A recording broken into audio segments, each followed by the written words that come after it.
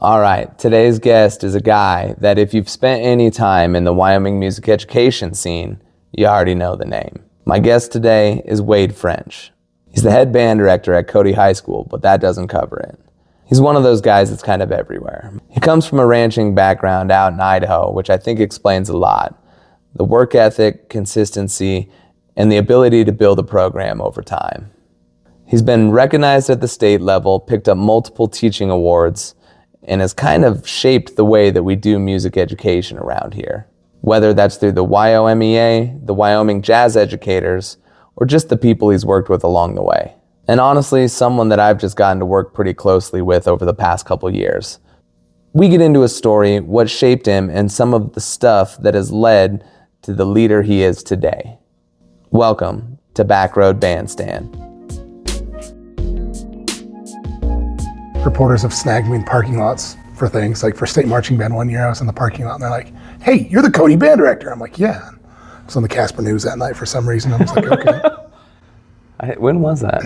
It's been a few years, probably 17 or 18. I think I remember that. I think I remember watching that. There was like a feature on the Casper News thing about something. Yeah, that was interesting. Well, Wade, thanks for taking the time to sit down with me. Yeah. Appreciate it. Great. We see a lot of each other. We'll get into some of that. A lot. It's all good though. Yeah. It's never like, I gotta see Wade today, dang. You're probably like, man, I'm tired of Drew. He's just always here. Never. It's always inspirational when we get together. Yeah, so we'll start at the beginning. Where did you grow up? Southeast Idaho. Grew up on a ranch over there. St. Anthony, Idaho. Born in Rigby. Grew up in St. Anthony. And your parents had a ranch over there? Yep. With all the... Everything. We had dairy cattle, we had horses, pigs, mules. We had goats for a while. Lots of fowl, chickens, geese. Yeah. What was your favorite animal? I like the mules. The mules? The mules. Yeah. Why? Just they had personality. They were a lot of fun. Yeah. And each mule probably was its own personality that you could... Absolutely. Yeah, you could tell when they were in a bad mood or... Oh, yeah. Yeah. They were fun to take up in the mountains, though, and ride and drive with wagons. Yeah. Good stuff. You have a good wagon story. I have a lot of wagon stories. Which one are you talking about? The snowbank or pulling someone out of a ditch? Well, no, that was one. Wasn't that when we went home teaching with my bishop?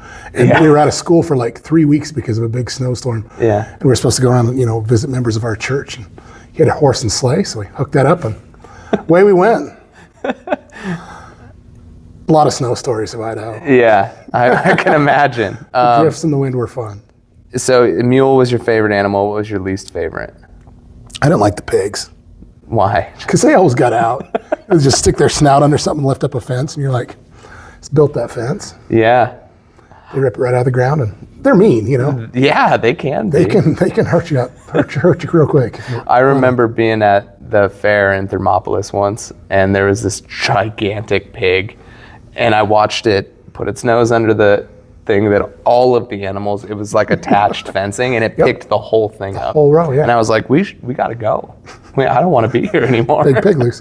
My mom raised a pig. There's this little runt pig that she got, and it was so tiny, and it was Penelope, a cute little pig. And I remember seeing Penelope 2 years later. She was the size of a small car. Mm-hmm. She's huge. And I'm just like, she still pretended she was little, though. Yeah. It was ridiculous. So you grew up on a farm. How did that impact music at that time? Well, there's a lot of kids in my family, 9 kids in the family. I was 8 of 9, so I had one little sister. Most of my brothers and sisters were involved in band, and I loved it. My older brothers played trombone. I had a sister that was a great clarinetist and bass clarinet and bari sax in the jazz band. And when she was a junior, we actually lived in Rigby, Idaho at the time, and we moved to St. Anthony. And it was her senior year, so she quit band her senior year. Oh, no. That was my 7th grade year. That was my first chance to be in band. So all of a sudden we moved to a new town, and I'm excited to join the family ranks of playing in band, and nobody was left. So I took up trombone, and I wanted to start on drums, but my band director wouldn't let me because there was too many drummers. And it wasn't my band director. Scratch that. It was my mom. There were too many drummers, so my band director was telling us not to play drums. And my mom's like, we own a trombone, you should play that. So I played trombone. Is that how it goes a lot of the times, do you think? Because I remember wanting to play drums too, and my mom was like, we have a saxophone. Probably. Yeah. I bet. Yeah. It's always a financial question. So band in St. Anthony, what did that look like as a 7th grader? How many kids were in the group? So that was South Fremont High School and junior high, I guess at the time. Boy, how many kids were in the band? I don't remember. That was a long time ago. Yeah. Probably 25 or 30, if I remember right. All 7th grade, or was it mixed grade? It was beginning band. Okay. Yep, and then 8th grade was a little bit more advanced, and then high school. How many kids were in that school district? The high school, I remember when I was there, I believe we were in the 900s. Oh, wow. Okay. So a little bit bigger than Cody. A little bit bigger than Cody. Yeah. Okay. And then once you got into, so you loved it, right? So 7th and 8th grade, you're loving it, and you get into high school. Was there opportunity to play like jazz band, marching band? Like, what was that like? Well, I did that in middle school too. Okay. We had a middle school jazz band. I still remember playing Teenage Mutant Ninja Turtles in 8th grade. Yeah, that was like little the tiny hit thing, jazz right? band. Yep. Yeah. And I was just like, man, here we go, and it was fun. We had a great little jazz program at the middle school or the junior high. High school was a little more intense. My band director was a big marching band guy. Didn't have a marching band at the high school because he was right out of college. This was Victor Neves. That was our drum writer. But he was big into marching band, wrote a lot of shows all over the country. We did parades, and that's really all we did. So my freshman year, I had him 7th, 8th, and 9th grade year. We did some parades and stuff with marching band, but that's all we really did. Then he left, and I got a new band director, Mr. Bennett. So it's a totally different vibe. Like, totally different because vibe. that's tough on a program and students a lot of times is having a band director change. Was yours a little more smooth, or? Well, I loved music, and everybody in the program I think did. We really enjoyed what Mr. Neves had done, but it was just nice having somebody new again. Larry Bennett came. He was actually the Powell band director, and came to St. Anthony. Okay. So he was at Powell, Wyoming, and came to teach us over there. His son, he had a son my age, and then a son 2 years younger than me. So his other son was an 8th grader. Okay. Yep. And so you do the high school band, and did you sing or anything? Were you in choir or theater or Not anything until like that? my senior year. I always ran lights and sound for shows because I like to do that. And I played in a couple pit orchestras, just trombone or tuba or baritone. But I was my TA for my band director my junior year in high school. And I was singing in the band office to some country music or something, and the choir director walked in. It's like, French, you need to try out for choir. I'm like, oh, no, I don't. I did it. So my senior year, I made the top group, which was called Freelancers at our high school. Cool. So I made the audition group, and I still remember the first day in choir. I'm like, what do I do? Yeah. They handed me music, and I'm like, what? This isn't an instrument, what do we? But we worked through it, and it was a lot of fun. A lot of my friends were in choir too, so a lot of us were in both. I was one of the only ones only in band, so Gotcha. it was fun. We had a lot of friends. Did your high school have an orchestra? No. No, Nope. Just band choir. That Band seems choir. to be pretty typical in this region of the country. Yeah. So you graduate high school. Tell me about your college years. I mean, I know some of your college story, but I like to kind of navigate that a little bit. Well, so I went to Ricks College. I first graduated from high school, and I had an opportunity to go to Boise State or Ricks. I had great scholarships, offers at both. I chose Ricks because it was really close to home, 30 minutes from home. I'm like, hey, this is right here in my backyard. I can still see some of my friends and do some stuff. So I stayed at Ricks College. I did that for 2 years. When that ended, I chose to go on a mission for my church. Came back, and it was a 4-year university. It had transformed from Ricks College to BYU-Idaho. Oh, cool. I was in that guinea pig program, so I kept going because I had a full ride scholarship. I'm like, it's still free. So I just kept going, and there we went. Finished my 4-year program there. Like I said, we were the first ones to graduate with a 4-year degree, so everything was, hey, this is the first class we're doing of this, and let's try this, and let's do this. And it was a lot of fun. It was a lot of fun. When you went on a 2-year mission? Yeah. Were you able to play at all during that time, or were you more focused on? So you probably could take an instrument if you wanted to. I was a tuba player, So it's not really packing a tuba anywhere. You can't put that I didn't own my backpack. own either, so it would be a high school or a college horn. So no, I took a mouthpiece. Yeah. And, I'd play hymns or whatever in the car every once in a while on a tuba mouthpiece, which is super awkward, but I did that. I played some piano on my mission though. They always need piano players in small congregations. So I'd whip out the Hymns Made Easy and be like, here we go.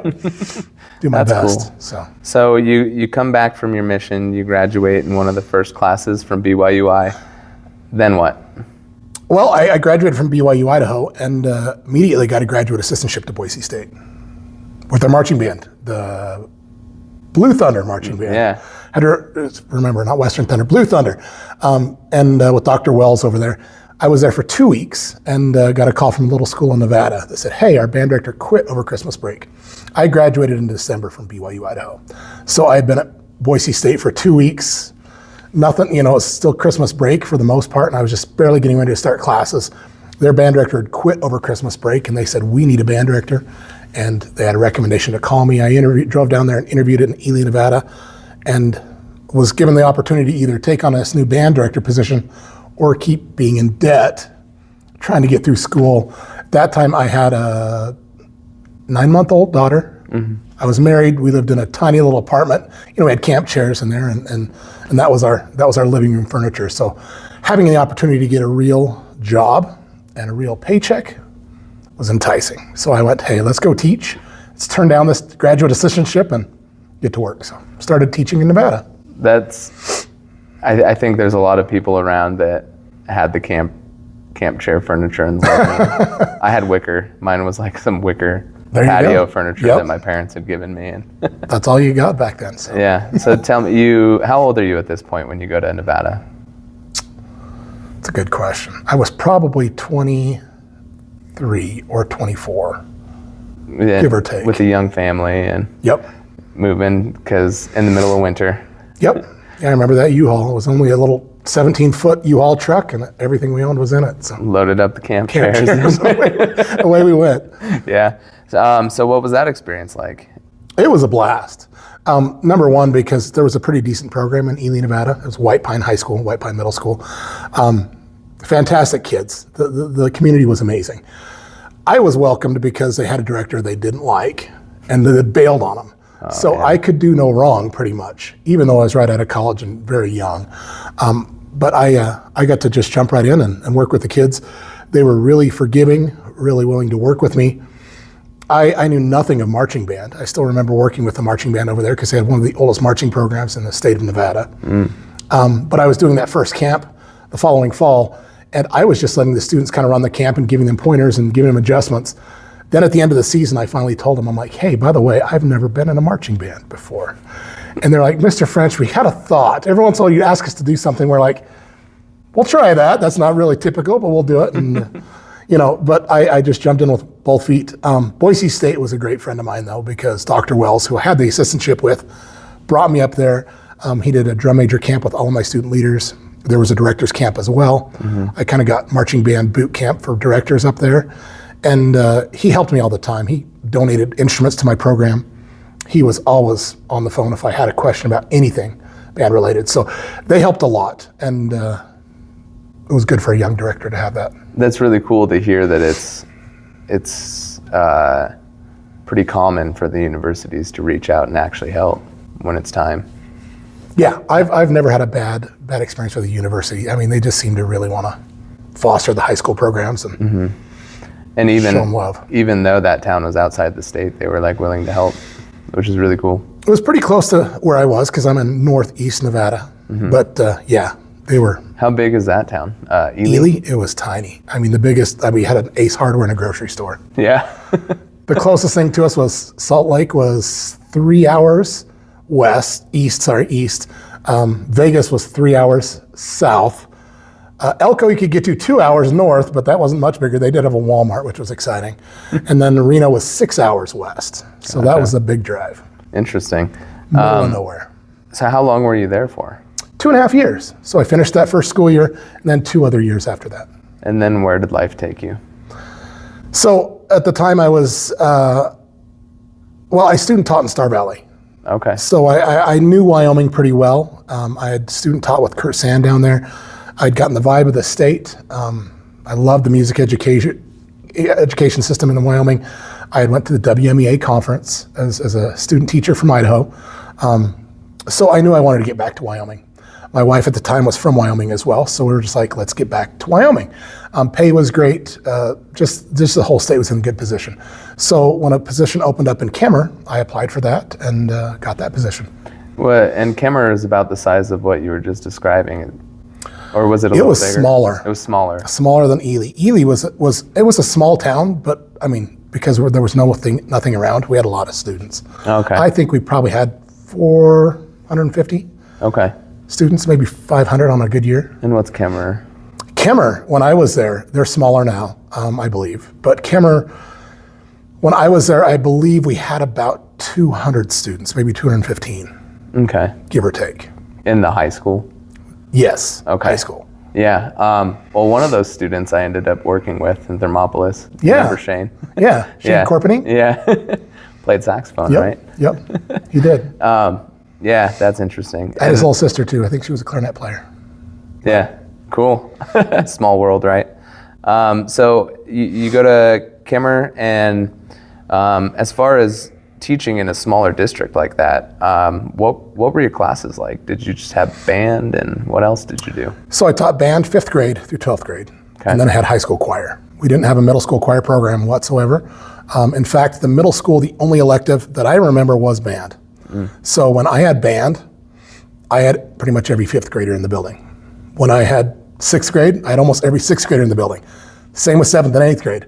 Obviously the numbers dropped significantly when they went to high school because they could only take band. Right. So how hard was it? It's like a blessing and a curse in that situation, right? Because you have all these kids, you're making good progress, then it becomes all about that retention into high school. What was that like? It does. Well, it was a struggle because kids were like, okay, I've had Mr. French for, they didn't have me for 4 years. I was only there 2 years. But they were at the middle school. They'd had band for 4 years, essentially. Some of them were tired. They're like, I want to do something new. And they had a lot of electives at the high school. Part of it was choir, though, too. And I was still teaching choir, so kids would jump ship and join choir, and I'd, give them a dirty look, but they were still my student and still did the thing, so. Yeah. It's tough when they start in like 5th grade and they have 4 years of middle school band. I find that sometimes they do get burnout, which is interesting, like as a 14-year-old to be burnt out on something, right? Well, I think that's pretty common. There I had a beginning band, so it was all 5th grade. Then I had an only 6th grade band, which was awesome. They were just kind of the middle. They had their feet under them, but they weren't quite there yet. Then I combined my 7th and 8th graders. So I had 3 full concert bands at the middle school, and they were big. I mean, I had 80 kids in each group. Wow. 75, 80 kids. So it was fun. We had great, big, full bands at the middle school. And then how did you get instruments for all those kids? Did the school own some instruments, or were they rented? School owned very few, but most of them were rented through the local music company. And then how long were you in Kemmer then? Just 2 years. Just the 2 years, and then. So it was 2005, 6, and then 6, 7. Sorry. Come on, man. And then after that, you end up here in Cody, right? Yes. What was that process like? Well, I applied for first of all, I saw that Cody had opened, and I was like, this is a bigger school. This is a nicer school in Wyoming. I'd like to give this a shot, so I applied for it. I immediately got that email back saying, position's been filled. We'll keep your application on file. Thanks for filling it out for us. And I went, okay, thank you, whatever. So I thought it was gone. A week and a half later, I got a call from him and said, hey, the guy that was hired gave up the position. His wife couldn't get a job in the area or the district, so they've chosen not to accept the position, and we're going to re-interview completely for everything. So they reopened the interviews, and I was in that pool. That was a really weird interview, but we had a great time. So. Yeah, if I remember correct, you have kind of a weird story about getting to that interview too. Well, yeah, it was May, and Wyoming weather in May. I had to come through Yellowstone from Kemmer, and I got into the middle of Yellowstone, got to Fishing Bridge, every road closed. So I was stuck in the middle of Yellowstone. I couldn't get out. I closed the gate behind me, the gate in front of me, nothing was open. And cell phones were at a minimum then, So I had to find a payphone and call Cody High School and tell them I was stuck at Fishing Bridge. And as soon as I got out, I would be there. I was supposed to be the first interview, I believe at like 7:30 in the morning. And I ended up being the last interview of the day around 4:00 p.m. Finally got out of the park. I just sat there holding onto my minivan steering wheel for 7 hours, just going, open the gate, open the gate. Yeah. And finally got out of the park and did the interview. It was a lot of fun though. I don't think people understand how crazy that drive is from Kemmerer to Cody going that way. It is. Because you go through Teton National Park, go through Yellowstone National Park, get stuck in Yellowstone National Park, and you just hung out in your van. Yep, we had a minivan, and I still remember, every time I pass that pullout, still to this day, I'm like, that's where I sat for 7 hours, waiting for the gate to open. It was all kinds of fun. And like I said, I got to Cody that afternoon, and I figured I lost a job because I missed my interview. You know, number one rule, show up for your interview. Yeah. And so it was the end of the day, and I walked in there a little butthurt and a little irritated and grumpy at the government because I got locked in their park, and started just, having just a frank conversation with the interview panel. And by the time I was done, they just said, will you step out of the office for a minute? I'm like, sure. Stepped out. And then they walked out and said, we want to offer you the position. And I was like, whoa. Didn't see that coming. Did you accept it right away? Well, I did something. I paused because I said, hey, I need to check with my wife, who was asleep in the car at the time. And they all just kind of froze because like, oh, the wife is what shut down this last deal. And I'm like, well, she's out in the car asleep. So went out and visited with her for a few minutes, and we're like, hey, it's a bigger town, it's a bigger school, it's what we're looking for. And so I walked back in and accepted the position. And what was your first year in, Cody, then? So I was mistaken. That was the fall of 2009. Okay. So I was in Kemmerer 7, 8, 8, 9. Then I came here in the fall of 2009. Okay. Because I remember when I went to Northwest in 2010, and some of the kids had gone over there from your program, and I think we poached your bass player to play in our jazz band. Probably. Yeah. Amos? No, that was Colin. Oh, Colin. Colin was playing in the jazz Amos band. was guitar, that's right. Yep. Well, they were both in it at some point, but I remember Colin was still in high school, and he would drive over to play in our jazz band, which is pretty funny. Northwest did that a lot when I was here. Yeah. Or early on, when Neil was here still. Yeah. I had all kinds of kids coming over, and even with Craig, they did it. So. Yeah, fine. You got a kid that can do this? Yeah, okay. Have him come over, go to college for a little bit, send him back. But I remember asking one of the kids, hey, what's it like with the new band director over there? And I'll never forget this. They said he came in and asked, what do we need? And then he got the stuff we needed. And I thought that was a really cool thing for a kid to say, as someone who's going into their senior year with a new band director. So it was a challenge. A lot of kids dropped when I got there. I still remember doing the tour, walking around the building with Larry Minari. He was just showing me around, and we ran into a kid, and he's like, oh, this is a trombone player. And he's like, I'm quitting band. Right in front of me, and I'm just like, that's exciting. Good way to start this out. Yeah. But, we only had 23, 24 kids in the program, and the whole band program at Cody High School when I walked in the door. Wow. In that fall. And it was hard, but they were great players, so it was fun. So you come into that program, it's a bigger school and a bigger program. You see those numbers. What do you do first? Well, I was young. And I was excited, and I wanted to build a program. That's what I always wanted to do. I wanted to build a program that was focused on what I thought was important. And I had a lot of seniors that year, so I knew that I was going to be losing a bunch. But it also gave me the opportunity to build it the way I wanted to see it grow. So that's what we did. We just built it and had a good time.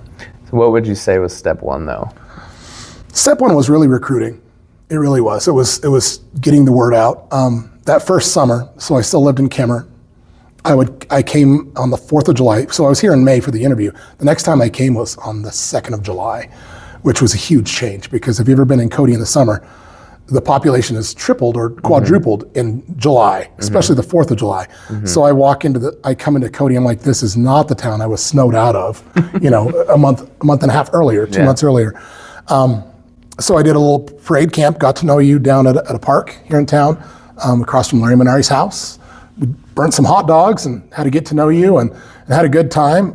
Then we did a little parade camp, and we decided to march that parade in blue polos, because that's what the school had, and khaki shorts. Yeah. And I still remember getting that email from the principal saying, wow, you've already made the papers. He's like, people hate you because we didn't march in uniforms. And I'd just been there for 4 days, and then went back to Kemmerer to start moving my stuff and getting ready to come to Cody.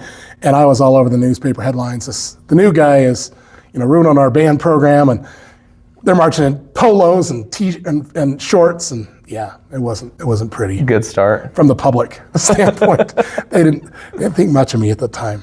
So you have that chip on your shoulder coming into August. What does that look like, transitioning Well, into that? we immediately got into full uniform. Day one. They were ugly, but we wore them. Yeah. They weren't ugly, but they were solid black with a blue and yellow cape. And a big yellow feather that stuck out the back. So it was a lot of fun. But we had a good time. Yeah. How long did you rock those uniforms before you got these ones? Well, we tried to get new uniforms for a while. So we had them in the fall of 2009. And I believe our new uniforms, we showed them off for the first time in the fall of 2015. Wow. I think that was the first time. And you were probably barking up that tree that whole time. We did for several years. I had several good friends that helped me build a proposal. I had a good friend on the school board that helped out with that a lot. It all came together at the right time. Well, and so getting new marching uniforms can kind of be a pretty intense endeavor. I've tried it once and didn't fully succeed. Got about halfway there. Can you talk about that a little bit because I know there's even people in our state right now that are, trying to get uniforms and. The big thing is selling it to the administration. I still remember going to that board meeting in the old black uniforms, bringing some kids up there, and some of them actually called me out and said, "Oh, well, he's just showing us the worst uniforms," because we had uniforms with big holes in them, and I had the kids wearing those too. There were holes in the sides of the uniform. We had big yellow stripe down the leg, and I said, first of all, and this was one of the early years, I said, "Can we just get some pants?" Yeah. Because all the pants had big holes all over in them, and they weren't great. So we started with just ordering bibbers, and we got bibbers for the whole band. Okay. And they were just solid black bibbers that kind of went up to here instead of just the pants that were at the waist with suspenders. And it got rid of that big yellow line off of our leg, and I thought, this is good. And then as I did the proposal more, we were able to get the coats and the hats. Sometime in I think it was late 2014. I think they came right after marching band ended in 2014. So we got them in November. Yeah. So we had them for all of November, and we kicked them off for sure in the fall of 2015. That's exciting. Yeah, it was fun. Were the kids jazzed about it too? They were super excited. Yeah. They were high school kids, so the super weird thing about it is they were more excited about the boxes too. The boxes they all came in because we made forts. Oh. They made cars. They did all kinds of stuff with those uniform boxes for weeks. We had big boxes all around our room, and the kids made all kinds of fun stuff with those boxes. I used to have a lot of photos that I can incriminate a lot of students with. Oh, that's hilarious. Where they made a lot of fun things with boxes. You got 80 grand in uniforms, and the boxes is what it was about 45 grand, but it was 125 coats. Yeah. And that's a lot of boxes. Yeah. Big boxes. And then all the hats.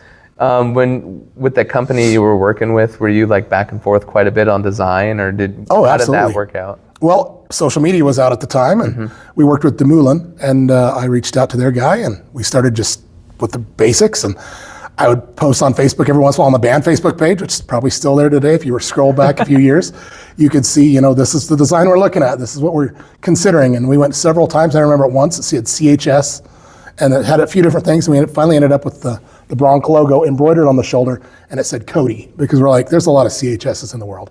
Let's get our name on the coat. Yeah.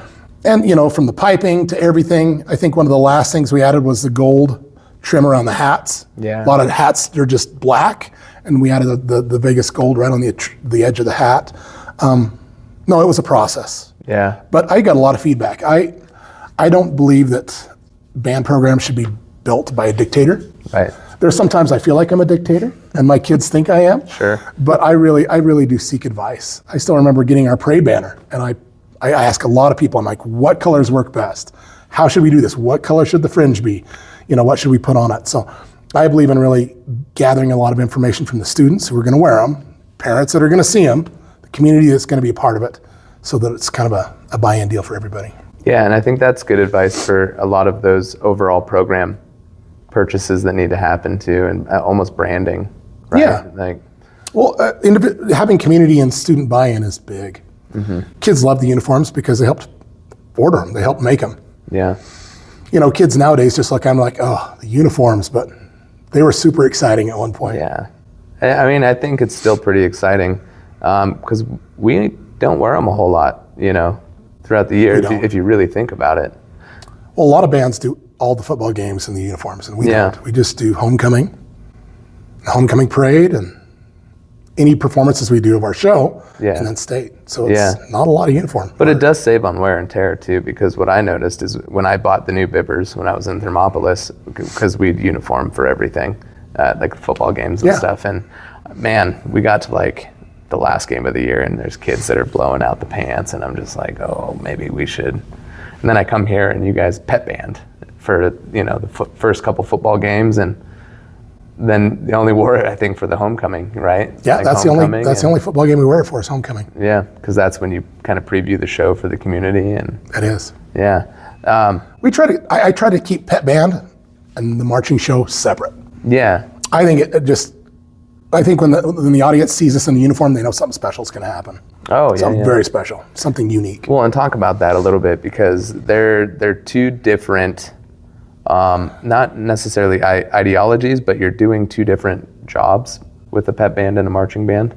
Yeah. What are your thoughts on that? Well, there are two different functions, I believe. You know, and if you look at how even I assess that from a student's point of view, you know, they get a grade for pep band and they get a grade for marching band, even on the same night, for homecoming night. Oh yeah, Two different scores or grades. So, pep band is all about just really engaging the audience, the people watching the football game. It's not really about the football players. I learned early on from a lot of friends that coached football and played football. They're like, we don't really pay attention to what's going on in the stands.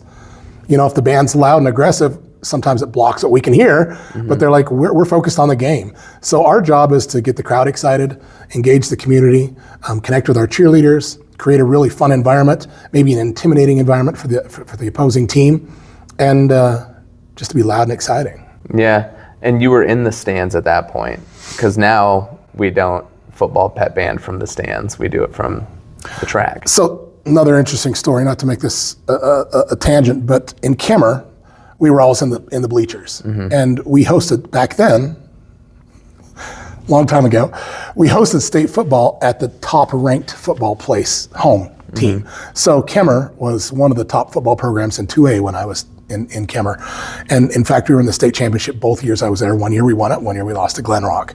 So we were hosting state football in Kemmer, and that was a small town, but the whole town came out for state football. Yeah. We didn't fit in the bleachers. My administrator said, you need to get on the track. And I said, don't put me on the track. That's stupid. You know, I was irritated. I was just like, fine.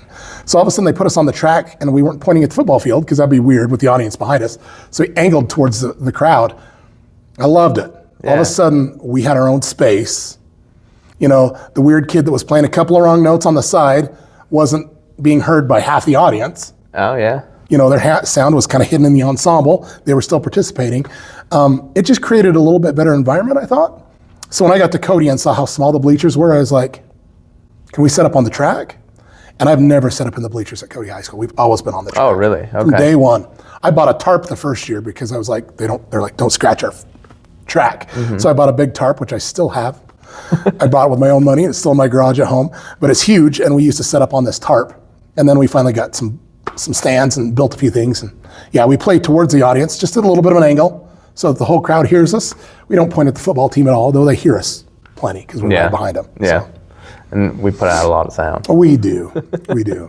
Did coming to Cody change your perspective on how programs, since you were not necessarily, well, I guess you were fully building a program. Did that change your perspective on how that works or how that functions? Is it everything you hoped it would be? Or I didn't know anything else. So, you know, I had a little experience at two different school districts. I knew what I wanted and I knew where I wanted to get the kids. So we just always kept our eye on that goal. We wanted to have an ensemble large enough that kids didn't have to work like a workhorse. You know, when you've got a small band, everybody's working twice as hard to create a big sound. Yeah. When you've got, 50, 60, 80, 90 kids, all of a sudden pep band and doing those things is a lot easier because you've got this huge cool sound and it's not a ton of individual work. You know, it's this big sound created by everybody. So that was our goal, was to have a nice big program that included everybody. I honestly feel that, and my philosophy as a high school music teacher, is everybody should try everything in high school. Like you asked me earlier, I was born on a ranch. I did FFA, I did ag. I was in welding. I did all those classes in high school. And I still remember when I was like, you know what? I want to be a band director. I want to teach music. I dropped the extra classes that I didn't think were going to help my future, and I went full music. But for the first 2 years of my high school career, freshman and sophomore year, I did all those courses. And I think kids need to do that. And that's what I tell them when they come to the high school too. I'm like, don't just do band only, unless you know that's your thing right now. I said, try everything. Try woodshop, try these other things. See what your passion is and try to develop that and see what you really want to do in life, because high school's the time to try a little bit of everything. Yeah, and when you're supported like that, it helps the kid too, I think. Oh yeah. I always had a lot of support. I did everything in high school, but there wasn't ever a time where someone was like, hey, you should probably not do this other thing so you can do this thing. It was always like, yeah, cool, we'll work with you and, figure that out. That's how we do it in small schools. Yeah, well, you have to, right? Like, I think a good philosophy to have is these kids are all of our kids, right? And I don't know. It helps grow the human too, right? It really does. I think it's important. And then when was the first time that you had one of your kids in the group? One of my own children? Yeah. So that would have been Eiley. That would have been in the fall of 2016. That was fun. Yeah. It was exciting. I was really looking forward to it. She was a sophomore at the time because Chris and I just gotten married. Mm-hmm. So she just come from the Rollins program by way of Utah, which is a totally different story we don't need to get into. Okay. But she came to Cody and she joined us. Actually, it was homecoming was her first. Was our first day with band, and we got her caught up in the show, and we were doing the West Side Story that year. Yeah. So we had about 95 kids in the high school band that year. We were the biggest we'd ever been. That was the biggest I've ever had Cody. It was bigger in the 90s. But yeah, it's the biggest I've ever had Cody. And it was a fun show. She jumped right in the program and really developed well. Just making friends. She was in a new high school and a new life and a new everything, new stepdad. And so it was a lot of news, but we had a lot of fun. Yeah. A lot of bumps, but a lot of fun. That probably anchored her a little bit too, though. It did. And I'm the band director, so I'm telling all my student leaders and drum majors and section leaders, she's your new best friend. Make sure she feels comfortable. Yeah. Get a hold of her. Make sure she's got a family and a place to be. Yeah, and now you just graduated your last kid through the program. Yeah. Who has now gone on to start pursuing the music education world. Yep, she's jumped into music education too, which was a shock to us. So. Really? It was. Actually, now I kind of remember those conversations, yeah. Yep. She was going to go into medical, wasn't she? She wanted to do some medical stuff, which was mostly, I believe, what is that? Ultrasound technique. She wanted to do ultrasound stuff. She jumped through a lot of different career paths in high school about what she wanted to do. And the big one was, we were visiting her when she was doing drum corps. We were in Colorado. We picked her up for a quick lunch break because we were there and we wanted to see her. And we took her, I think, to get Sonic or something because she wanted something other than drum corps food. And she was in the back of our rental car. She's like, I think I want to be a band director. And we just stopped the car and both turned and looked at her and went, because we're both band directors. Like, are you serious? Are you sure? you want to do this? What? We'd never had a student or a child of ours really jump into that, at least in terms of the band side. Mm-hmm. Eiley was probably the closest. Yeah. Eiley always wanted to be involved in music, but she was an instrumentalist for sure. But her passion has always been vocal music. Yeah. And that's where she's always shined. So we've always thought maybe Eiley would be, a voice teacher or something in the voice area of choral music. But yeah, Brooklyn kind of took us off guard when she said she wanted to be a band director. Yeah. What was that feeling like for you guys? Were you guys a little nervous? Were you excited? Well, I was nervous because I'd given my life to it so far, and I knew how hard it was. Mm-hmm. And I knew how hard it was getting, because music education is not today what I signed up for in 2004 when I graduated in December of 2004. What do you mean by that? That's a great question. That's a pretty loaded question, I'm sure.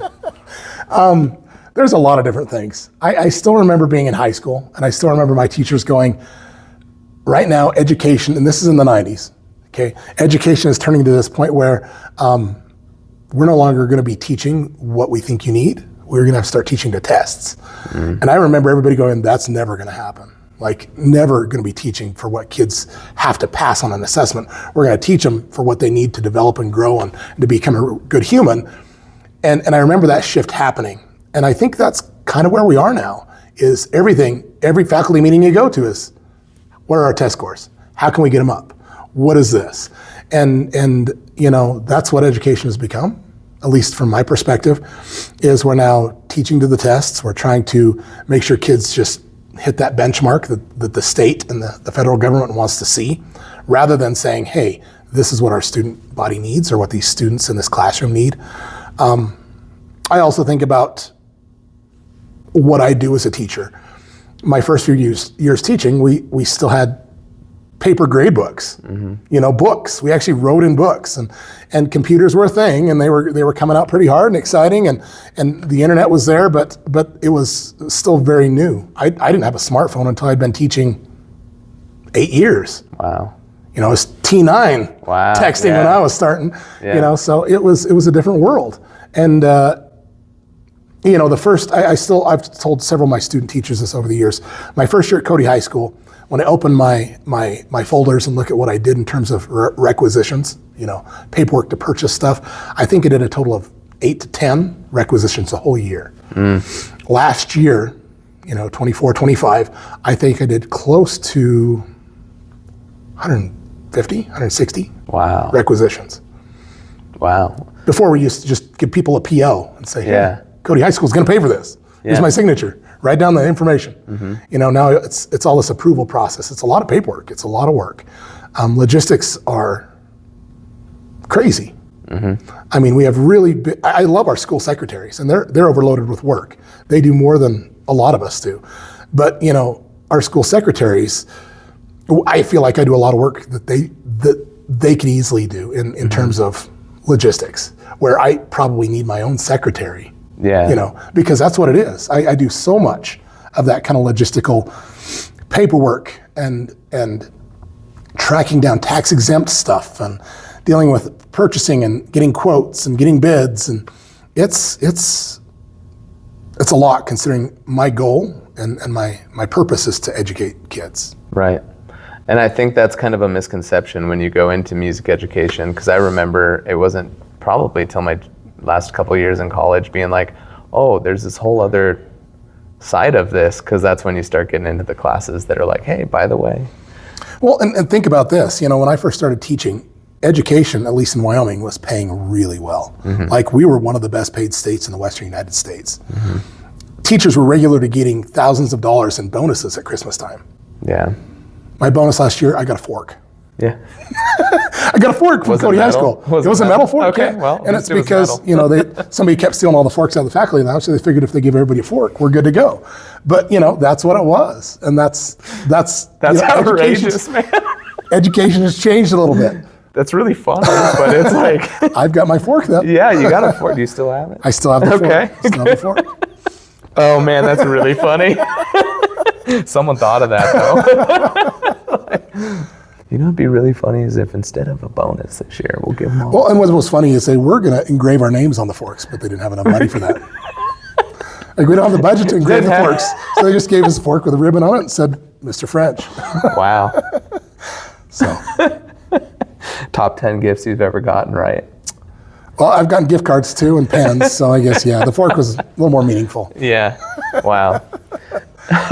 So now that you have a daughter in the music education program, you're probably, you know, rethinking about some of how that process goes. I know you've had student teachers and things like that. What is some advice that you would, you know, not only give her, but someone who is now going into college to be a music teacher? Patience. Be patient. Learn the process the right way the first time, and just be willing to change as the world dictates. You know, as the program and the school and everything needs you to change and develop with the changes. I think change is, you know, which is weird to say, is the only constant we really have. That's an interesting thought. I mean, that's the only thing you can really count on is change. Yeah. Because everything's always changing in terms of expectations. You know, I've had 7 principals in my time at Cody High School. Wow. And every one of them has been very different. Yeah. You know, from what they expect in terms of communication, in terms of how purchasing happens, in terms of how the logistics of the building and what they expect you to do as a professional educator. I've had some that wanted to see lesson plans every week. I saw some that were just like, you know what, you're the educator and you're the professional in the room, you do this. And then somebody else would come in and I'd do what the old guy did and I'd get in trouble because, I didn't do what the new guy wanted. So it's just being flexible and embracing change and not being stuck doing the same thing. Be willing to try new things. That's interesting. Especially like you said, when you're running a full-fledged program, you do 150 requisitions a year. Now all of a sudden you're having to think about writing your learning targets on the board. Well, if you come in my room, my learning targets are all on the board. Yeah. Mine are posters. When they said they wanted learning targets on the board, I printed every learning target and it's printed and it's taped to my board. Yeah.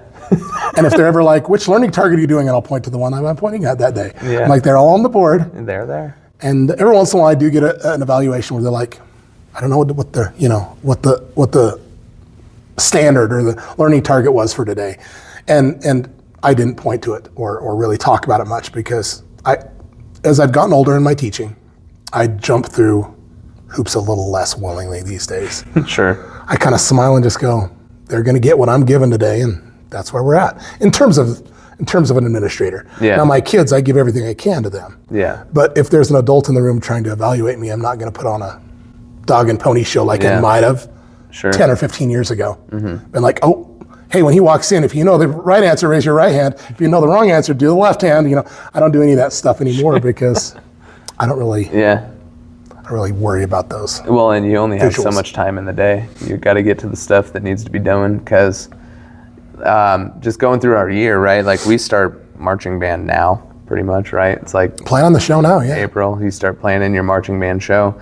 Cody's a little different because we do the big parade and 4th of July.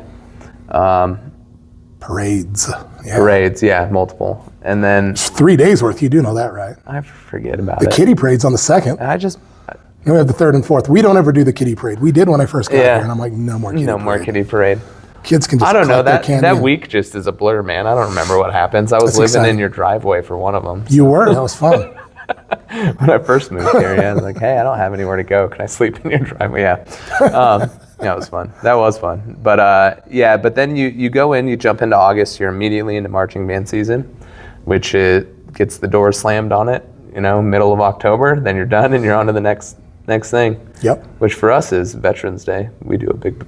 We do. Yep. It's Veterans in early November. How do you talk about like the transition between the different times of year? Because some people struggle with that, or don't see that there's other things happening. Like I think one quote that you've always said is you had someone one time say like, "No, what do you do when basketball season's over?" It's like lots of stuff. Yeah. Yeah. That was a guidance counselor, by the way. Yeah. He's like, you don't need. What do you do after basketball season's over? You don't need that. No, we start with marching band in the fall, and since we do a full competitive show, it's our focus, it's our priority. So that's what we do every day for the first quarter. And as we get into October and how we're doing, if we're doing well with the marching music, we start glancing at Veterans Day stuff.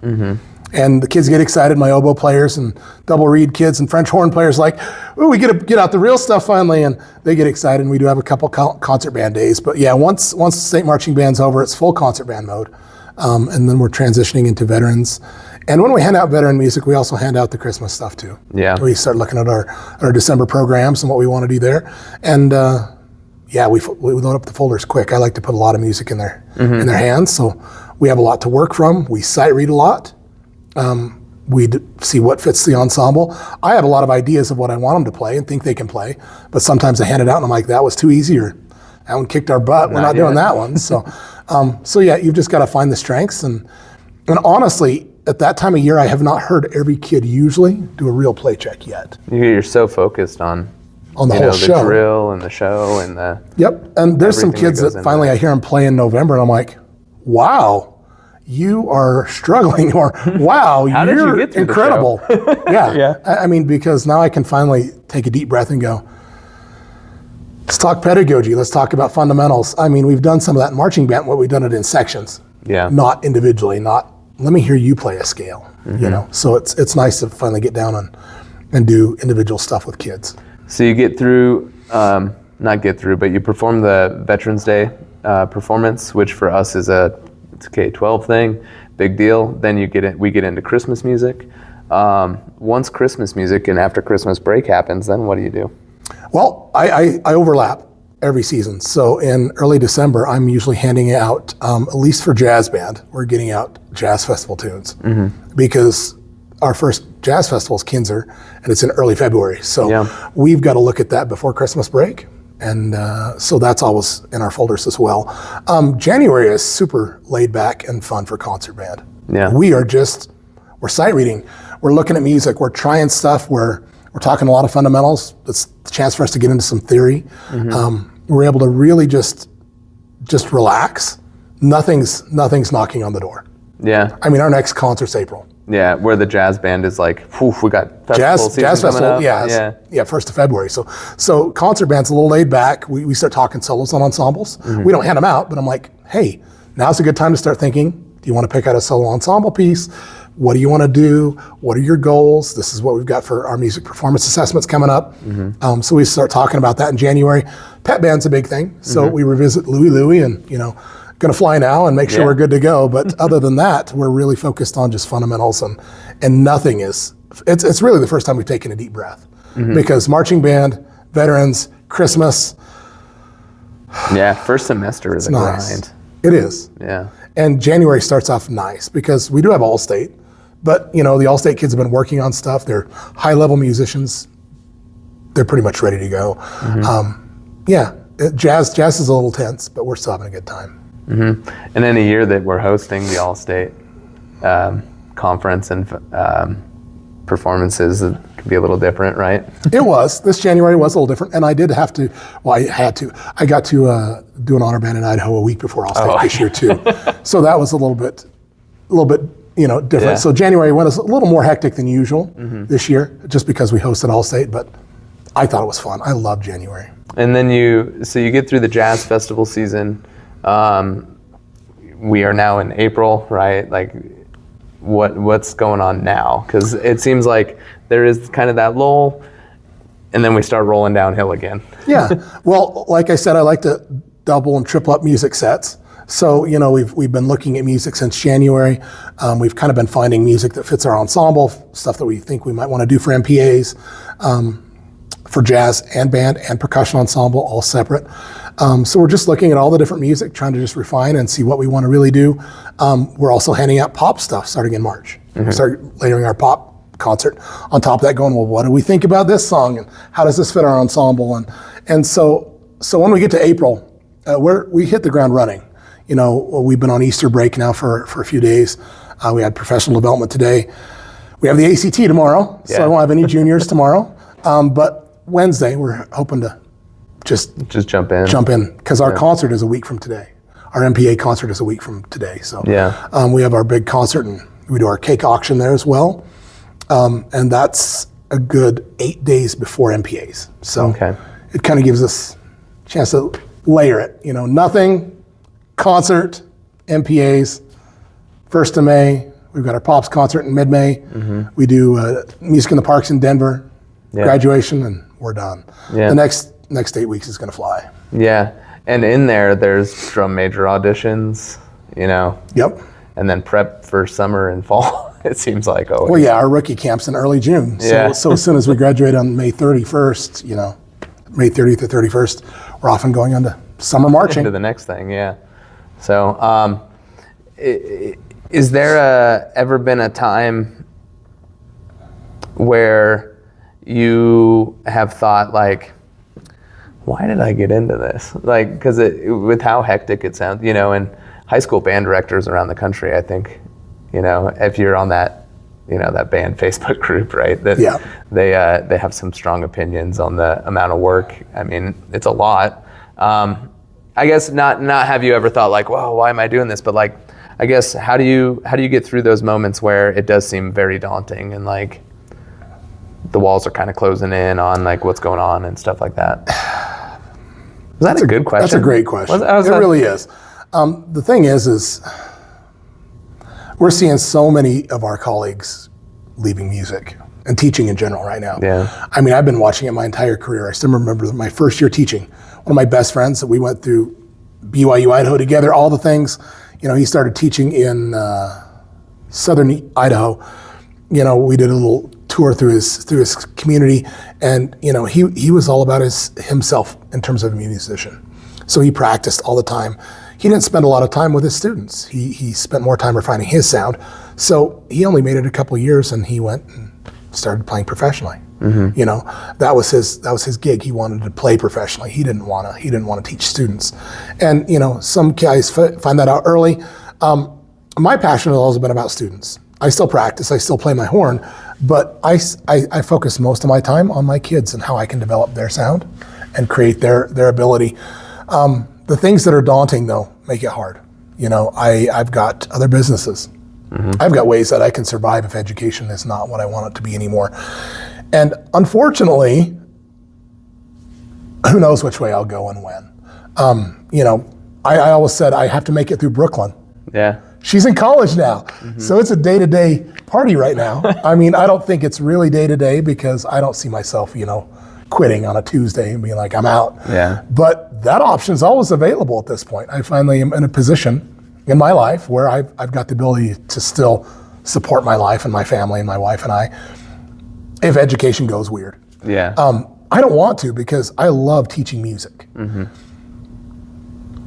I'm spending more time doing logistical stuff and jumping through hoops and doing duty or professional development that has nothing to do with my craft, and I'm doing things that aren't about kids and music, as that keeps getting higher and my abilities to work with kids are dropping in terms of my time, that's probably when I'll start stepping away. But in terms of how do I combat that, I just tell myself how much I love teaching. It's the kids. And I tell my students this all the time. I'm like, you're the best part of my day. This is why I'm here. What we're doing right now was so fun, and I want to do this again tomorrow. And that's when I'm having a bad day, I just drop all that other stuff and go, this is why we do it. This is it. Yeah. So just remembering that. It's those musical moments. It's the reasons why I'm a band director. I still remember having those musical moments as a high school kid and going, this is what I want to do the rest of my life. And when I have those as a director, that's when I'm going, okay, that's what sustains me. PD, like WMEA, usually does that for me. Yeah. A little weird when we're hosting All-State and I'm the band VP. Yeah. So I didn't get to attend a lot of those sessions that recharge my batteries. My batteries are still really recharged because we had a great conductor and I got to work with those kids. Those moments are invaluable. Breaks are huge. Yeah. Enjoy your spring breaks. I didn't think about my program and music until last night. Right. And then I got stressed. Yeah. Really stressed really quick because of finances, Yeah. Christmas break is that same way. Yeah. When you go on break, post something on your social media to your kids saying you're thinking about them, have a good break, and try to just recharge your battery, spend time with your family. Yeah. Because that's what's going to be best for your program when you get back. Same way on spring break. I don't think I thought about music hardly at all. I was doing so good until last night. And I'm like, I need to start finding a show. And I started looking at price tags going, I spent the next hour writing an email to my administrators about how we're not funded. So. Yeah, and it's hard. That competitive marching stuff is getting pretty expensive, man. And I understand, I get it with the rights and everything like that, but it's finding good music that people want to play, the kids want to do. Right. And with those new shows, you're trying to find stuff that has, everybody's got sound systems now. So you're trying to find stuff that's got the clips. Right. You're trying to find stuff that is going to augment your program and enhance what you do musically, but not overshadow what you do musically. So it's a fine line. Right. So yeah, it's an expensive gig these days. It's expensive, and it's a really high level of music. I guess that was a misconception I had. Getting in, when I first started teaching high school, it was like, okay, we're going to bring back a marching program. What's that look like? Is it a halftime show? 'Cause that's what I thought it was, like just a halftime show. But then you start seeing pop and different stuff then. Yeah. And now shows are. Well, I remember the first year I took, my band to the state marching. I think I just remember seeing Kelly Walsh. I remember seeing Kelly Walsh and just being like, whoa. that is not what I thought I was doing, because they were doing some crazy, crazy stuff. Well, and marching band has added so many DCI elements. Right. And I don't think that's a bad thing. Mm-hmm. I know there's some people that are like, that's the most horrible thing in the world, we need to step away from it. I think having something to do when you're not moving as a marching band is cool. It's very cool. I think the choreography you can add, and it makes those impact moments really meaningful. I think it makes the show a little more interesting. It makes it more fun. Band kids have to have a bigger tool belt now than they did 10 years ago. It's way more athletic. Absolutely. Crazy how much more athletic. And the dance technique you've got to have to pull off the choreography correctly is huge. And not get hurt. Yep. And the state for us is on a concrete surface. Like you bite the dust on there. Doesn't feel good. Well, and we had a girl bite the dust this year at state. Yeah. I didn't even notice it until I watched the video a few days later. But good recovery. It was great recovery. She handled it really well. Yep. But I remember the first time I had kids out there trying to do the 90-degree turns. They're slipping all over the place. Well, one year, and I know this might not be great for the video, but one year they had the ice on the field. So we had black slats above the ice. Oh, wow. So the ice was out for skating. Wow. They had the full ice out there. And then they had black plates. I don't know what they were. They were black plastic things that were all over the top of the ice. So it was cooler and it was a little higher. But you could feel the ice through it, and it was chilly. Interesting. Yeah, in the events, because they had an ice function the next week or the next few days following state marching band. That is wild. That was the one weird year because we had a black force, solid black, and then they had to tape the lines on black. It wasn't gray. So. Well, and I think what's cool about Wyoming is we do have a very unique state marching. We can't do it outside. No. There's no way. They tried for years, and that's why it's inside. Yeah, because it snows every single time we go to Casper. Well, and when it doesn't, you're just like, oh, we could do it outside again, and then all of a sudden, the next 10 years, it snows again. Or it's like 70-mile-an-hour wind. Yep. Yeah. Color guard throws up a flag, and it's 15 yards away. In the next county. Yep, it's gone. Well, Wade, I appreciate you sitting down with me. I'm sure we'll get into some more conversations. I'd love to. Through the years, since we do end up spending a lot of suburban time together. That's when we talk a lot. Yeah. Good school vehicle. It's like I'm trying to think of like questions because I know a lot because when we go to state football for pep band, that's 7 hours away one way. 14 hours in a day, yep. Yeah. So, that's a wild thing that probably a lot of people don't think about is when we go and play a pep band game for state football, it's 14 hours just on the road. In one day a hotel, yep. For an hour-and-a-half game that sometimes we have to share with another band. And sometimes it's 5 degrees outside and snowing.